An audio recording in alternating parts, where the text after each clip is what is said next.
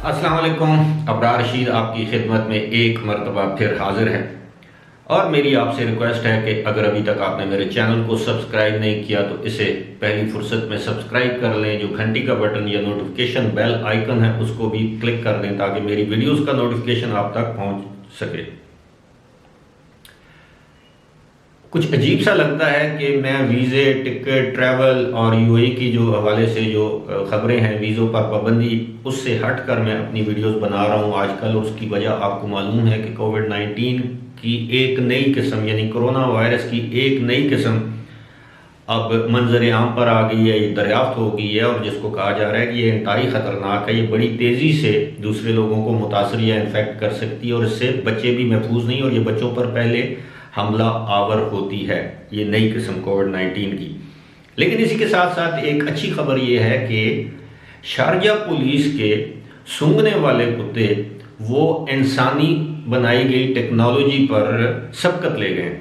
वो कैसे, इसकी तफसील मैं आपको बताता हूँ। अब जाहिर है कुत्तों को भी इंसान नहीं ट्रेन किया है, इंसानी टेक्नोलॉजी के ज़रिए ट्रेन हुए हैं, लेकिन वो उस टेक्नोलॉजी से कुछ आगे बढ़कर अपना काम कर रहे हैं। जी हाँ, आपको याद होगा कि तकरीबन 2-3 माह पहले मैंने एक वीडियो की थी जिसमें मैंने आपको बताया था कि अब शारजा में कुत्तों के ज़रिए कोविड-19 यानी कोरोना वायरस का पता चलाया जाएगा, यानी कोरोना की वबा का खोज लगाया जाएगा कि किस शख्स में कोरोना वायरस पाया जाता है, और कुत्ते इस बात का पता चलाएंगे। और मैंने उस वीडियो में बताया भी था कि इसका तरीक़ाकार क्या होगा। अब वो लोग जो शारजा एयरपोर्ट से ट्रैवल करते हैं, यानी किसी भी मुल्क में जाते हैं या शारजा वापस आते हैं, वो लोग इस बात से बखूबी आगाह होंगे कि वहाँ पर आपको एयरपोर्ट पर कुत्ते नज़र आते हैं, और जिस शख्स पर उनको अथॉरिटीज़ को कोई शक हो कि इसको कोई बुखार की अलामात हैं, खांसी है, छींक रहा है, या वो जो थर्मोस्कैन, वो जो स्कैनर जो आपका बुखार चेक करते हैं उसमें गुजारने के बाद जिस शख्स पर शक हो तो उस शख्स को कुत्तों के हवाले तो नहीं किया जाता, लेकिन उस शख्स से सैंपल लिए जाते हैं जो कि कुत्ते को दिए जाते हैं और कुत्ता उन सैंपल्स को सूंघता है। इसकी भी मैं आपको तफसील बताऊंगा, बड़ी दिलचस्प तफसील है। लेकिन शारजा पुलिस ने या शारजा हुकाम ने यह दावा किया है कि शारजा पुलिस के ये तरबियत याफ्ता कुत्ते, जिनकी तादाद 80 है, और ज़ाहिर है ये शिफ्टों में काम करते होंगे, और इनके जो ट्रेनर्स हैं उनकी तादाद 32 है। उनके मुताबिक, शारजा के हुकाम के मुताबिक, इन कुत्तों की जो कामयाबी की जो शरह है वो 92% है। यानी 100 में से अगर ये 100 अफराद को सूंघते हैं, उनके सैंपल सूंघते हैं, तो 92% उनके जो कुत्ते की जो वो बता देता है या उसकी फाइंडिंग्स हैं या उसके टेस्ट का जो नतीजा है वो 92% दुरुस्त साबित हुआ है। यानी 100 में से 92 अफराद के बारे में वो बता देते हैं कि जी इस शख्स को कोविड-19 है, और जब उसका टेस्ट लिया जाता है तो वो टेस्ट पॉजिटिव आता है। अब ये कुत्ते सिर्फ कोविड-19 की वबा के लिए नहीं इस्तेमाल होते, ये कुत्ते दीगर मामलात के लिए भी इस्तेमाल होते हैं। मिसाल के तौर पर ड्रग्स का पता चलाने के लिए, नारकोटिक्स या मनशियात जिसे हम कहते हैं उनका पता चलाने के लिए, बारूद सूंघने के लिए ये कुत्ते तरबियत याफ्ता हैं। लेकिन ये यूएई दुनिया का पहला मुल्क और शारजा उसकी पहली रियासत है पूरी दुनिया में जहाँ कुत्तों से ये काम लिया जा रहा है, और बड़ी कामयाबी से ये काम लिया जा रहा है। अब कुत्ते क्या करते हैं ये मैं तरीक़ाकार आपको बता देता हूँ कि कैसे ये करते हैं।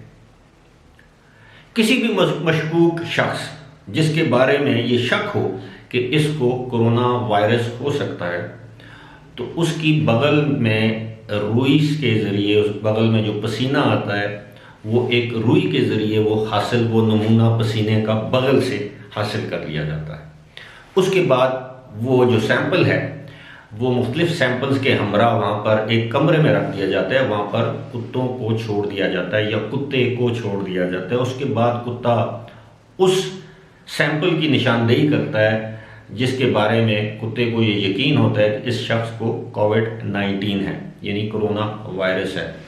उसके बाद जब ये, और इस पूरे काम में, इस पूरे अमल में 1 से 1.5 मिनट लगता है। आप यकीन करेंगे 1 से 1.5 मिनट। अब ये इससे तो बेहतर है कि आप जब टेस्ट करवाते हैं तो आपकी नाक में डालकर वो टेस्ट करते हैं, और फिर उसके बाद दोबारा तस्दीक के लिए उस शख्स का कोविड-19 का टेस्ट किया जाता है, और 92% चांसेस ये होते हैं कि 92% चांसेस ये होते हैं कि उस शख्स को उस टेस्ट में कोविड-19 का जो टेस्ट लिया जाता है उसमें वो पॉजिटिव आ जाता है। अब मैं समझता हूँ कि ये एक टेक्नोलॉजी का या कुत्तों का एक ऐसा इस्तेमाल है जो पूरी दुनिया में, जिस तरह मैंने पहले बताया कि यूएई में पहली मरतबा इसको बरूए कार लाया गया या इससे इस्तेफादा किया गया। उम्मीद है इन कुत्तों को या इन कुत्तों के जो ट्रेनर्स हैं वो दूसरे ममालिक, दूसरी रियासतों के कुत्तों को भी ट्रेन करेंगे और आइंदा आप देखेंगे कि दीगर टेक्नोलॉजी की जगह ये कुत्ते भी आ जाएंगे एयरपोर्ट पर। दुबई एयरपोर्ट पर भी आपको देखने को मिल सकते हैं, अबू धाबी में भी, रास अल खैमा में भी, जहाँ जहाँ पर इंटरनेशनल एयरपोर्ट्स हैं वहाँ पर ये कुत्ते इस्तेमाल किए जा सकते हैं या इन कुत्तों को ट्रेन किया जा सकता है या इनके ट्रेनर्स की, जो इन कुत्तों को ट्रेन कर रहे हैं, इनके ट्रेनर्स की खिदमात हासिल की जा सकती हैं। अब बात वही है कि आपको याद होगा कि इस साल मार्च से लेकर जुलाई तक यूएई के मुख्तलिफ इलाके लॉकडाउन में रहे, बल्कि जो अबू धाबी है वो तो अभी भी पार्शल या सेमी या जुज़वी तौर पर अब भी लॉकडाउन में। वहाँ पर आपको पता है हिफाजती इक़दामात, इंतज़ामात, तदाबीर किस कदर सख्त हैं, क्वारंटीन के कवानीन किस तरह लागू हैं। लेकिन हम बात करते हैं अमूमी तौर पर। लेकिन अगर आप ये देखें कि इस पूरे अरसे के दौरान शारजा भी काफ़ी गुंजान इलाका है, लेकिन दुबई इतना ज़्यादा गुंजान आबाद नहीं है जितना शारजा है। वहाँ पे लोग बहुत ज़्यादा उनका मेल जोल था, लेकिन इसके बावजूद आपने ये नोटिस किया होगा, आपने ये नोट किया होगा कि शारजा में कोविड-19 के केसेस इतना ज़्यादा सामने नहीं आए, क्योंकि वहाँ पर बड़े मुअस्सर हिफाजती और इंतज़ामी और जो एहतियाती इक़दामात या तदाबीर थी बड़े मुअस्सर तरीके से की गई। वहाँ पर कोई बहुत ज़्यादा बड़ा लॉकडाउन भी नहीं किया गया। इसके बरक्स दुबई और अबू धाबी में बहुत बड़े बड़े लॉकडाउन किए गए। शायद इसकी एक वजह यह है कि ये फैले हुए हैं, ख़ासतौर पर दुबई बहुत ज़्यादा फैला हुआ है और दुबई के अंदर बहुत सी ऐसी बस्तियां हैं, ऐसी इलाके हैं जो गुंजान आबाद हैं, जिस तरह अलकूस का इलाका है, जिस तरह इंडस्ट्रियल जोन्स हैं, वहाँ पर कैंप्स हैं। अब देखना ये है कि ये नए साल तक तो ये वक्त गुजार लिया जाएगा या गुजार लेंगे लोग किसी न किसी तरीके से।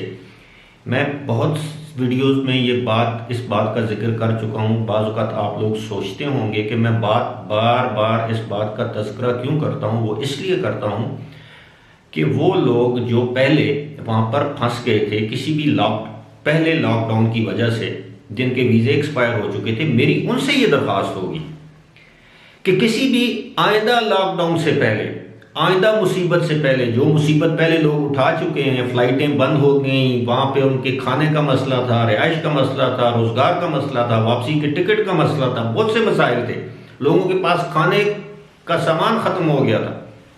तो ऐसी सूरत हाल से बचने के लिए ख़ास तौर पर वो लोग जो इस वक्त यूएई में गैर कानूनी तौर पर मुकीम हैं, जिनको हुकूमत ने एमनेस्टी दे रखी है, वो इस सहूलत से, इस एमनेस्टी से फ़ायदा उठाएं और जल्द अज जल्द अपने मुल्क वापस चले जाएं, वरना खुदा न ख्वास्ता किसी एक और लॉकडाउन की सूरत में आपकी मुश्किलात बेतहाशा बढ़ जाएंगी। आप मेरी इस बात को हल्का मत लीजिएगा। मैं हमेशा ऐसी बात करता हूँ जो मालूमात पर मबनी हो, जो मेरी इतलात पर मबनी हो। मैं अपने तौर पर कोई फुलझड़ी नहीं छोड़ता। लिहाजा वो लोग जो इस वक्त पाकिस्तान आ सकते हैं आसानी से, बग़ैर किसी जुर्माने, बग़ैर किसी फ़ाइन और बग़ैर किसी पूछताछ के, उनको फौरी तौर पर पाकिस्तान आना चाहिए, वरना एक और लॉकडाउन की सूरत में आपके लिए बहुत ज़्यादा मुश्किलात पैदा हो सकती हैं। अल्लाह करे ऐसा ना हो, लेकिन इस चीज़ का खदशा या इम्कान अपनी जगह मौजूद है। फिलहाल इसी के साथ मुझे दीजिए इजाज़त। खुदा हाफ़िज़।